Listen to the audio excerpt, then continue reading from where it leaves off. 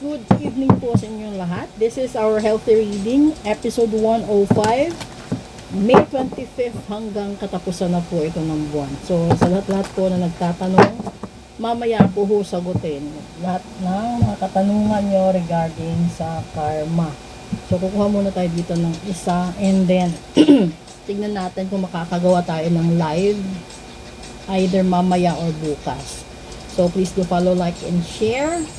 And doon naman sa nagtatanong tungkol sa mga rituals and cleansing, message lang po kayo. Okay? Ito po. Isa. And, Ten of Swords. So, on a positive side naman kasi, kapag sinabing Ten of Swords, ito ay katapusan, no, ng mga paghihirap, pasakit, sakit, naturally. O, ibig sabihin nito, kung meron kang iniindang sakit, gagaling ka. Kung meron kang mga problema, malulutas siya. Pero natural po yun. Hindi naman kasama doon yung pinakialaman ka ng tao. Halimbawa, nasa tugatog ka ng tagumpay or papunta ka pa lang sa tugatog ng tagumpay mo. And may mga taong naiinggit, nagagalit, or may mga taong sadya talagang ayaw, no? Na bigyan ka ng kagandahan sa buhay mo. Ngayon, kung meron kang nakaka-encounter na ganyan at parang nakikita mo, parang biglang tumaob yung mundo mo, parang biglang tumigil lahat ng blessings mo, una mong gagawin kapag naranasan mo yun, pag-isipan mo ano ba yung mga dahilan bakit ka pinagsarhan ng blessings. Kasi minsan, yung card na ito, no, naglalabas ito ng katotohanan na kung ano man siguro yung binigay sa'yo, inabuso mo. Kaya bigla siyang binawi, bigla siyang pinigilan, bigla siyang munang itinabi para matauhan ka, para matuto ka, para makapag-isip ka. So, this is all about healthy reading. Kalimitan, nagkakaroon ka ng anxiety, depression, nagkakaroon ka ng stress, yung iba talaga sakit, yung nagkakasakit ka talaga, yung iba biglaan sakit sa puso, biglaan nagkakaroon ng stroke, yung iba naman biglang diretso cancer, no? Kapag nagpa-hospital ka tapos wala namang nakikita doon sa findings na yun, iba na yung kahulugan nun. So mag-ingat ka kasi kalimitan kapag meron kang mga taong nakakasalamuha, this is Ten of Swords kasi. So, ibig sabihin, open sa lahat-lahat ng sitwasyon. Kapag napakita ka ng kagaspangan ng ugali mo, tatamaan ka. Kapag naging madamot ka, tatamaan ka. Siguro yung isa sa pinaka-worst dito sa Ten of Swords, yung ugali na kaya mo naman kaya mong tumulong, kaya mong kumilos, pero hindi mo ginawa. Dito ka magkakaroon ng pagkakasakit o magkakasakit ka na hindi mo nalalaman. Maraming tao merong Ten of Swords. Ibig sabihin sa loob ng 10 araw nagkakaroon ka kaagad ng karma. Dito ipapasok ko yung salitang karma sa nagtatanong at nagme-message lagi. Kasi yung karma hindi naman siya literal na karma. Para siyang timbangan. Kung ano yung ginawa mo sa nakaraang 10 taon ng buhay mo, yun din yung kabaliktaran na mararanasan mo sa susunod na 10 taon. Ito yun translation ng Ten of Swords going to karma. Halimbawa, binigyan ka ng blessings for the past 10 years.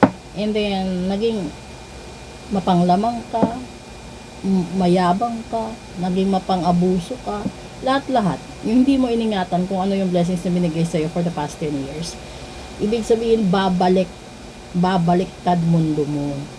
Kung meron kang blessings, pero parang andali lang mawala. Yung ganun.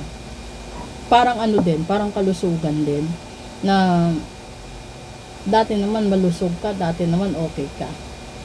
Na dun sa punto na yon naging mayabang ka, naging mapagmataas ka, mapanghusga, lahat-lahat, yun babawiin din sa'yo biglaan yun Yung pagkabawi nun, susunod 10 taon kung titignan ng tao karma, pero hindi siya karma. Isa siyang timbangan ng buhay, na kung ano yung ginawa mo noon, yun yung mararanasan mo ngayon. Kung nagbitaw ka na masasakit na salita noon, maiipon yun, kasi hindi lang naman isang tao pinitawan mo na masasakit na salita. Maiipon yun hanggang sa dumating sa punto na mararanasan mo din lahat ng mga binitawan mo noon. And then yung yung nagtatanong tungkol doon sa matatamaan ng karma, hindi ka kasi agad biglang matatamaan nun eh. Yung babawiin, oo, agad-agad.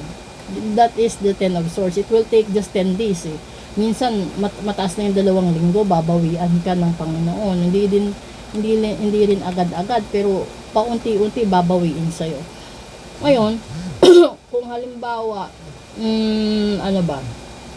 yung mga negosyante ka, magulang ka, or simpleng mag-aaral, yung may mga ganun, ang daming trials nun sa nakakasalamuhan mong tao. So yung gagawin ninyo para hindi kayo tamaan ng ganito, sunod-sunod kasi yan. Para hindi kayo tatamaan, mag-ingat ka sa bibitawan mong salita, mag-ingat ka sa kinikilos mo. And then at the same time, kung hindi rin lang kailangan na magbigay ka ng opinyon, piliin mong manahimik, piliin mong umiwas. Kasi hindi mo rin kilala yung taong binibitawan mo ng salita. Malay mo, no? Malay mo yung taong yun, meron palang, yung taong kapag nagsalita, tatamaan ka bigla. Merong gift sa tongue yung mga taong ganyan. So, iiwas ka. Dahil, magtataka ka bakit ka minalas bigla. Magtataka ka bakit ka nagkasakit bigla. O yung pinaka-worst doon, yung magkaroon ka ng sandamakmak na problema. Isa doon kasi, yung pinaka-worst dito, sa 10 of Swords, is yabang. The word itself, this is failure. So you failed doon sa test na binigay sa'yo ng Panginoon.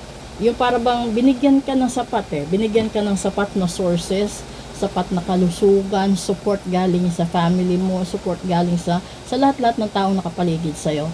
But then hindi mo pinahalagahan, and then that happens na.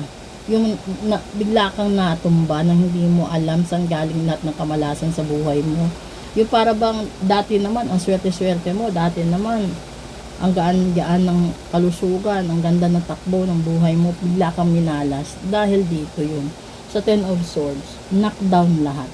So, meron din naman kasi mga tao na hindi sinasabi sa'yo na masama ang loob nila. Kinikimkim nila yun.